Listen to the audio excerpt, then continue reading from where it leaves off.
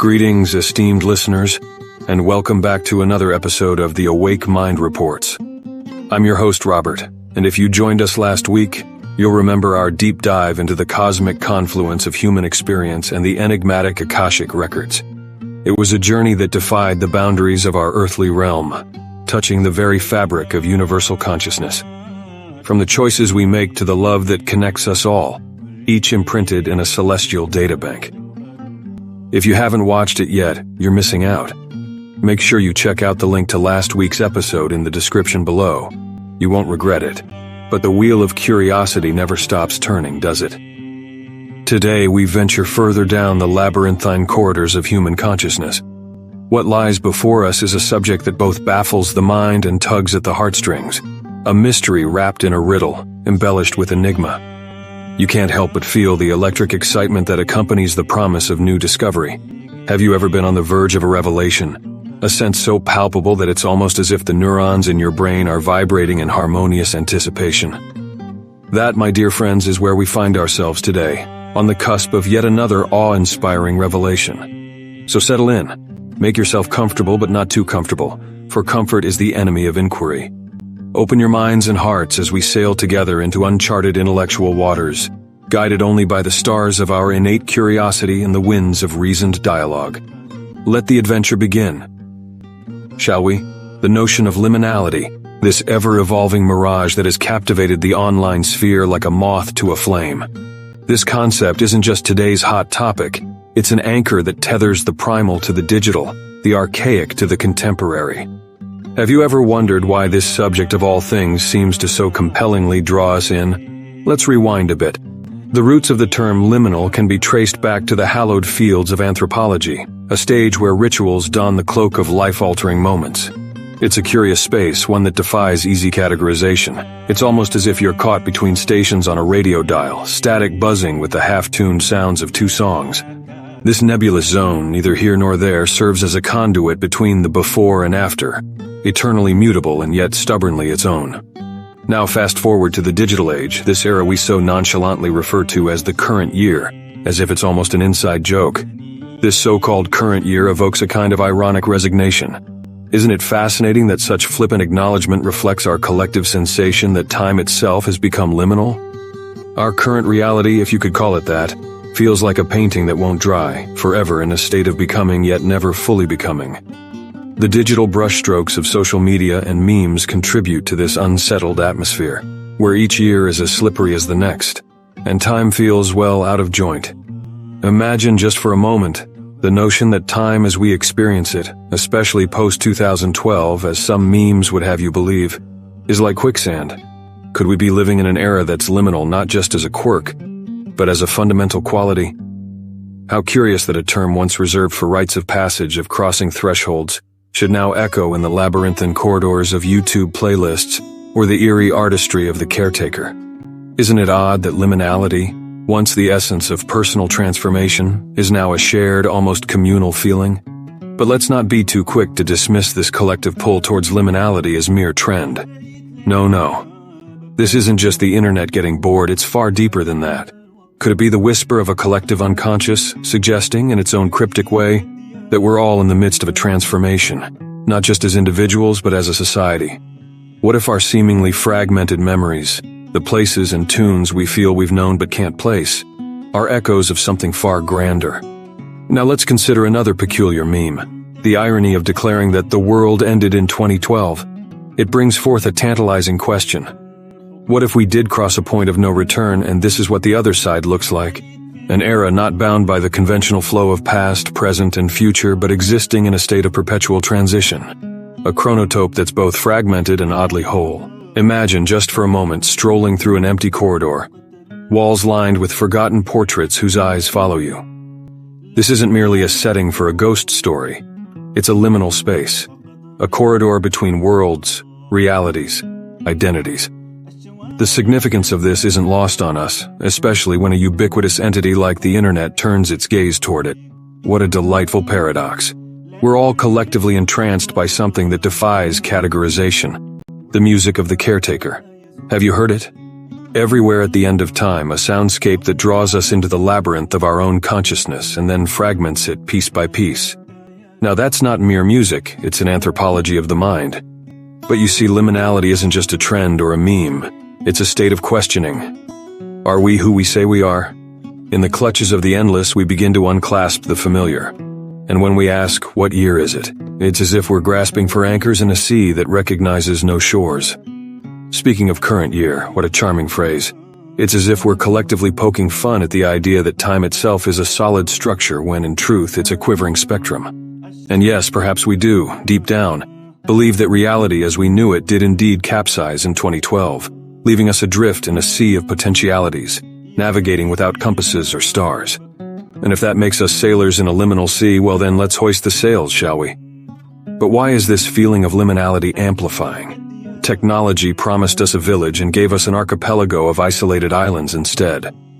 The end of history, they proclaimed, but perhaps we're entering an entirely new chapter, one that neither Fukuyama nor even Marx could have envisioned. One may point to this or that reason, capitalism, progressivism, the list goes on. But these are not the chords, they're just notes in a complex symphony. The real question is, what is this elusive music we're all hearing? A cacophony or a symphony? Are we its composers or merely its audience? We can blame various instruments, social media, geopolitics, but let's not forget that an orchestra is most enchanting when it plays together. You see, my dear friends, while some may find these thoughts disconcerting, I see them as a clarion call, a call to rediscover our place not just in a world of fleeting moments, but in a universe of boundless potential. To look beyond the questions of, who are we, and what year is it, to something far more compelling. What grand narrative are we all a part of? But don't despair.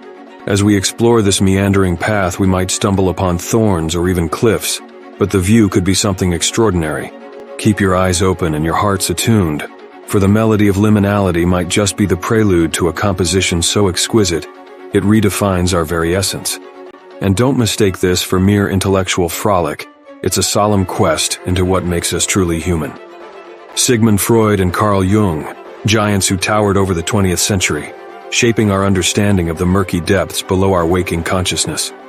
Freud spun his theories around libido, the sexual drive that he deemed the centerpiece of our psyche. Imagine a drama staged in the theater of the mind where the sexual drive is the protagonist, and civilization, that great inhibitor, is the antagonist. The conflict. Yes, that's the Oedipus complex for you. Have you ever considered how much of what you think is truly yours to think? Quite a haunting question, isn't it? But not so fast. Enter Carl Jung, challenging Freud's narrative. For Jung, it wasn't about libido, but about individuation. Imagine for a moment that you are not just driven by earthly desires, but by a more celestial mandate to become your unique self. According to Jung, what lay beneath our waking consciousness was not just a storage locker of repressed urges, but a bridge to the collective unconscious. A space populated with archetypes and shared human experiences. Quite a democratic notion of the mind, don't you think? Now here's an idea to chew on. Why are certain thoughts available to us, while others lurk in the shadows? If you think of your mind as a computer interface, some programs are on the desktop for easy access, while others hum along in the background, doing work you're not even aware of. What guides this arrangement? Why is it that what becomes habitual fades into the background of our psyche? An interesting paradigm, isn't it? Have you ever wondered what goes beyond personal experience, what extends into the realm of collective understanding? That's where Jean Gebser steps in with his magnum opus, The Ever-Present Origin. Gebser takes us on a panoramic journey from the earliest flickers of human awareness to our contemporary complex consciousness. He outlines different structures, the archaic, the magical, the mythical, and the mental. Each has its own way of perceiving reality. But don't you find it fascinating that as we evolve, older structures don't die but recede into the unconscious? The symphony continues, only the instruments change.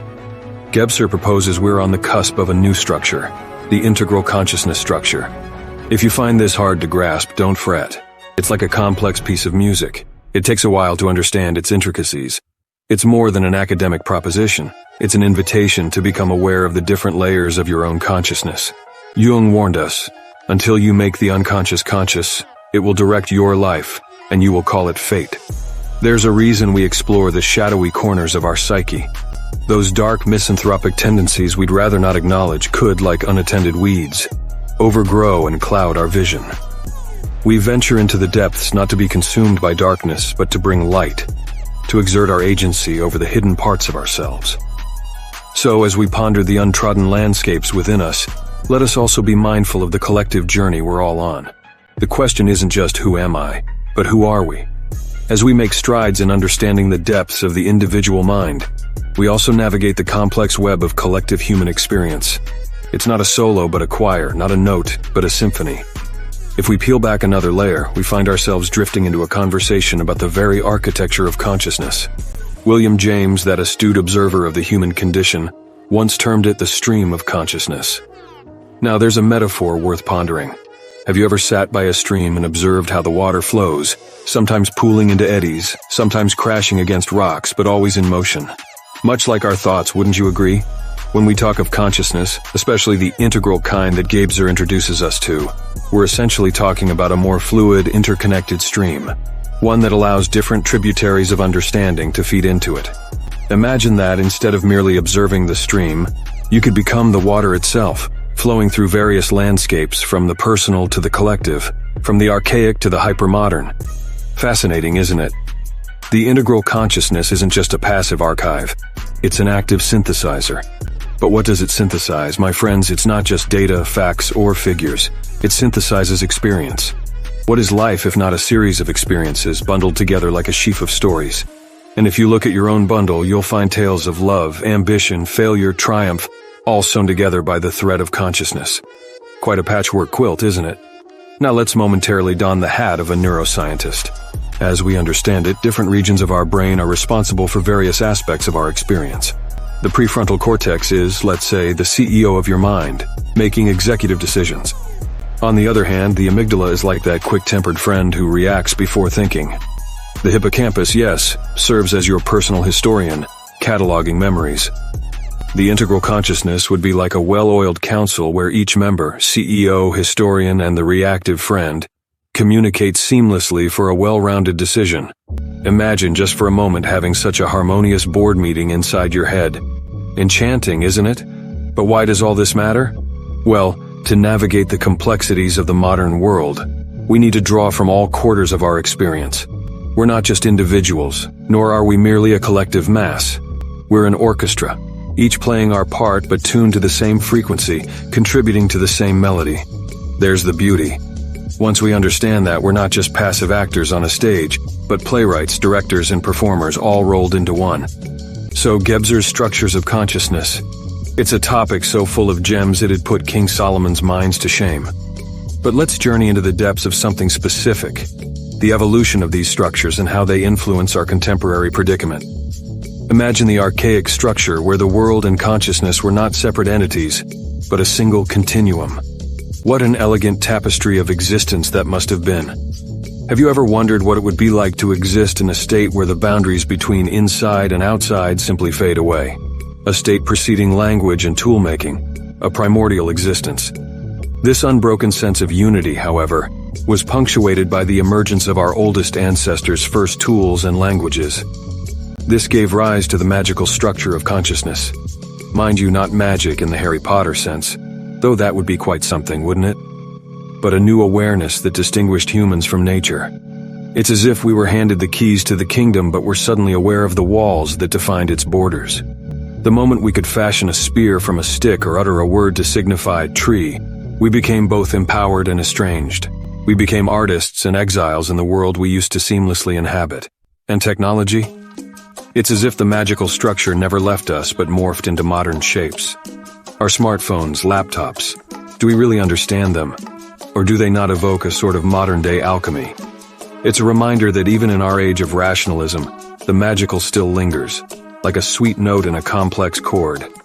Now to Western technology and the enigma it holds. To decipher it, we would be amiss not to consult Martin Heidegger, who reminds us that the essence of technology is not technological. That's right, my friends, it's more of a framing, a way of perceiving and manipulating reality. Consider the wooden bridge against the hydroelectric dam. The former harmonizes with its environment, allowing a stream to flow beneath. The latter, while a marvel of engineering, coerces nature into serving our electric needs. Two approaches to technology, two philosophies, two epochs in our collective soul. We've come a long way from the archaic to the magical and now to the rationale, each phase leaving its indelible mark on our consciousness. Now ponder this. If we as a species have walked through these milestones, what awaits us next? Integral consciousness, perhaps?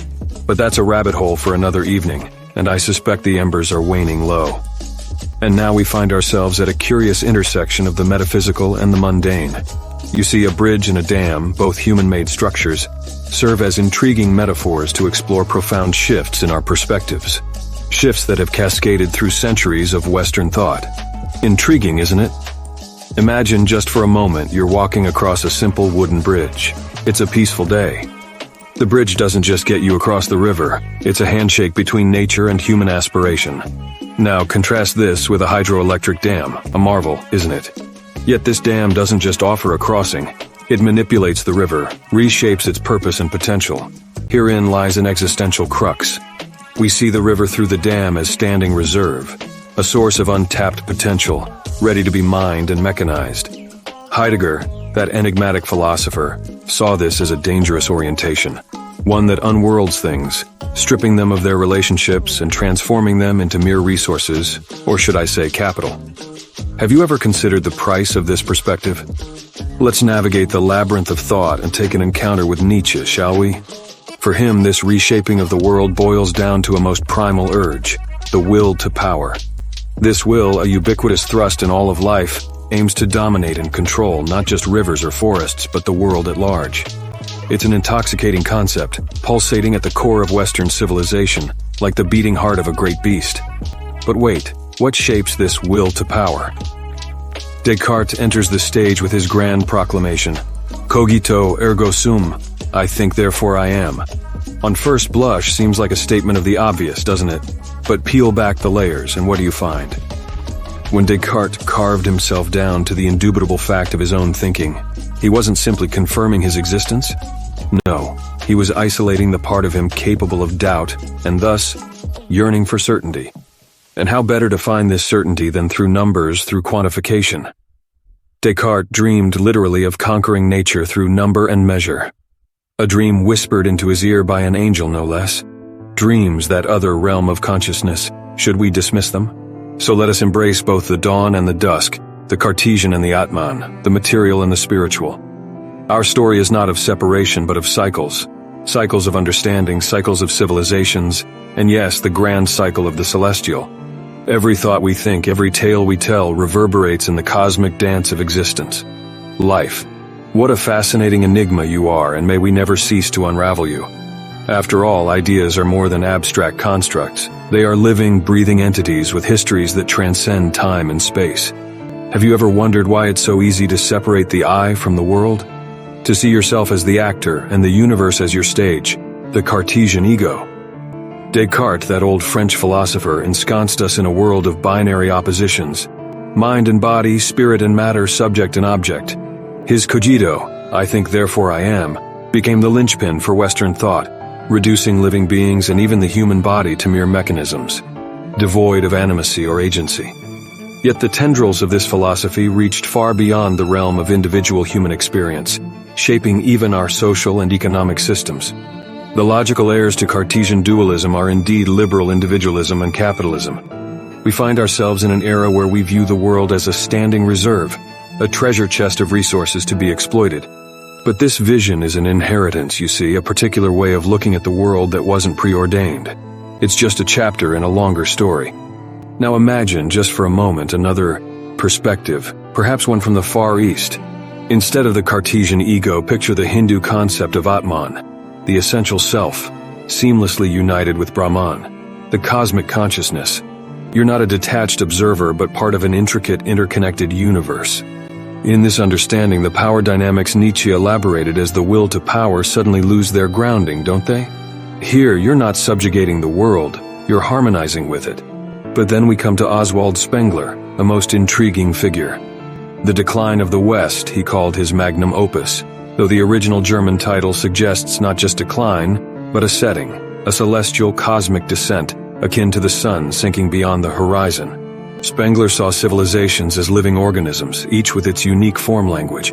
a tapestry of symbols and myths that define its essence. Have you noticed that? The sun, the grand celestial body that lights up our sky, giving life to our world. While we may scoff at astrology today, consider that for much of human history our ancestors saw divine meaning in the stars and the celestial dance of planets. What if the trajectory of Western civilization itself has been guided by this most fundamental of celestial movements? The journey of the sun from east to west? We live in a world so material, so analytical. We forget that beneath the layers of science and skepticism lies an undercurrent of something more primal. Symbolism, myth, the sacred.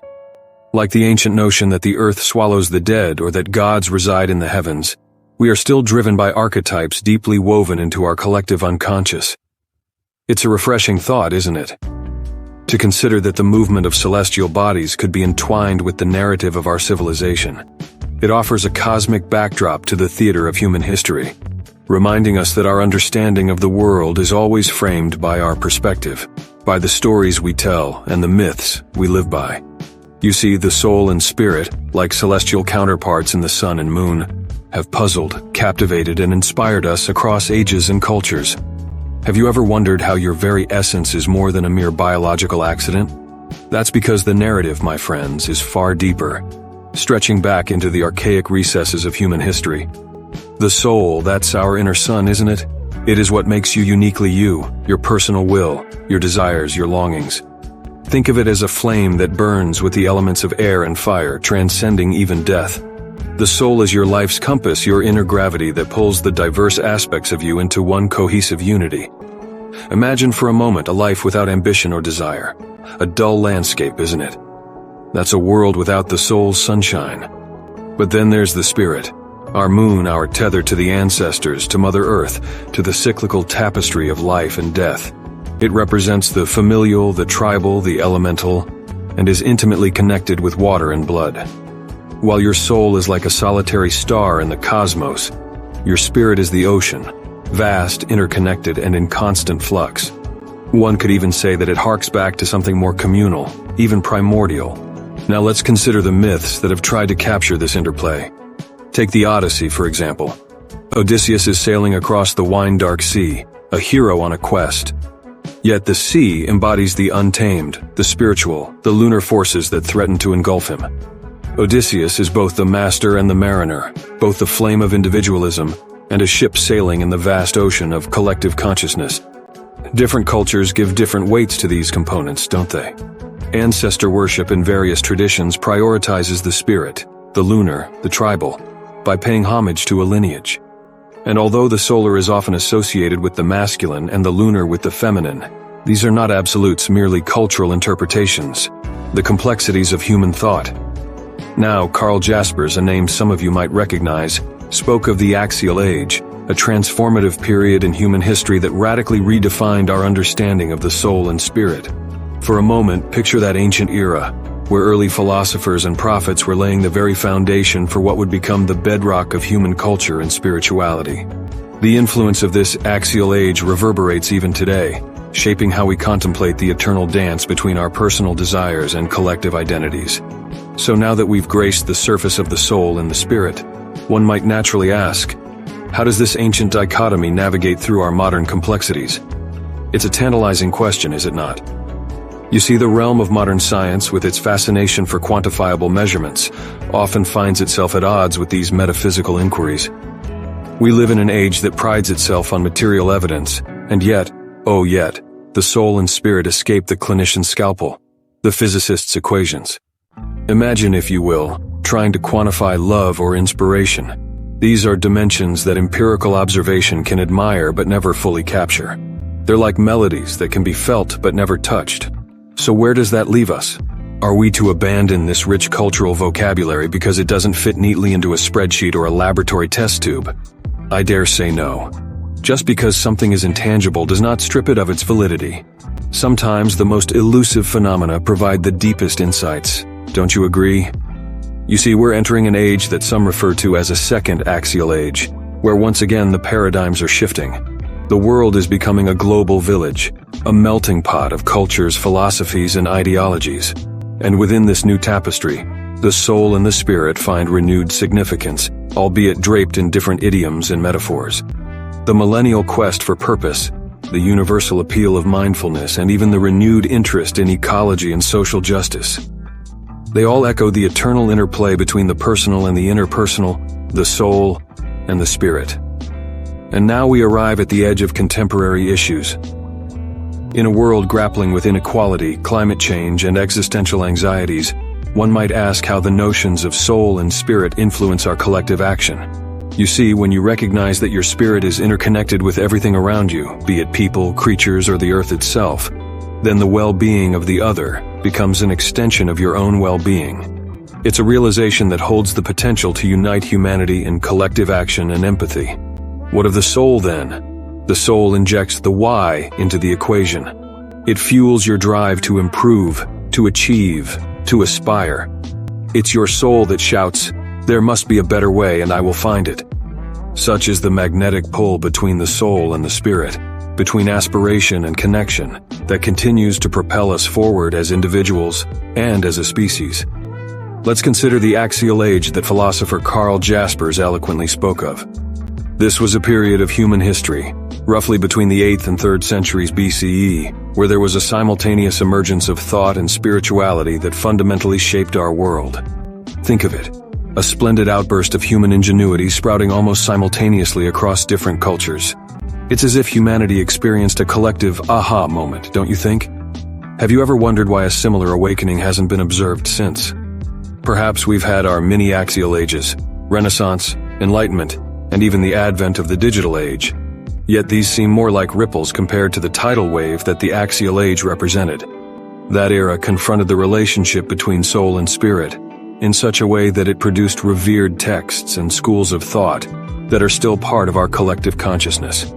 Imagine just for a moment what it must have been like for the likes of Socrates, Confucius, and the Buddha to question and illuminate within a span of a few centuries. While the Axial Age contemplated metaphysics, ethics, and the nature of existence, it was also a direct response to the challenges of its time. Warfare, the rise of empires and social inequalities, the need for inward reflection and external action had never been greater. The soul and spirit, in the context of their respective cultures, offered nuanced ways to navigate the turbulent waters. The soul sought justice, righteousness, dharma. Each culture had its lexicon, but the essence was strikingly similar. The spirit, meanwhile, espoused harmony, kinship, and interconnectedness with a world larger than oneself. And isn't it fascinating how these concerns mirror our present worries? Now I'd like to propose that we're entering another pivotal moment in history, a second axial age, if you will. Globalization and technology have made us more connected than ever, and yet, paradoxically, never have we seemed so fragmented, so polarized. The soul striving for authenticity and individuality risks being muffled by algorithms that amplify our own views and prejudices. Simultaneously, the spirit's universal appeal for interconnectedness becomes distorted when we employ it merely as a catchphrase in a tweet, devoid of its rich transformative weight. Oh, but let's not be daunted. Instead, let's seize this moment to recalibrate the balance between our soul and spirit. The soul can guide us to carve out unique paths in the labyrinthine challenges of our times. Meanwhile, the spirit can serve as our moral compass, reminding us that the labyrinth is not just an individual's journey, but a collective expedition. The celestial dance between the two could well offer us the harmony we so crave. The interplay between the soul and the spirit is a tantalizing subject, one that we've merely touched upon today. But I must say, the enthusiasm I sense suggests we're on the brink of something wondrous, a collective endeavor to sail into the depths of what makes us human. So, dear listeners, let's not think of this as an ending, but rather a pause, a brief respite to mull over the grand ideas we've ventured into. I urge you to consider this week as a sojourn of sorts, a time for the soul to ponder and the spirit to feel its connection to the greater whole. Let the ideas percolate, let the questions linger, for it is in that uncertainty that enlightenment often finds its footing. And we'll be here next week with another captivating subject that promises to be just as enriching, just as mystifying. So I invite you, no, I ardently entreat you, to join us once again on this intellectual and spiritual voyage. Until then, continue to dwell in this paradox of being unique yet connected, and remember that each of us is a chapter in an ongoing story, a symphony of knowledge and connection. Farewell for now and see you next week.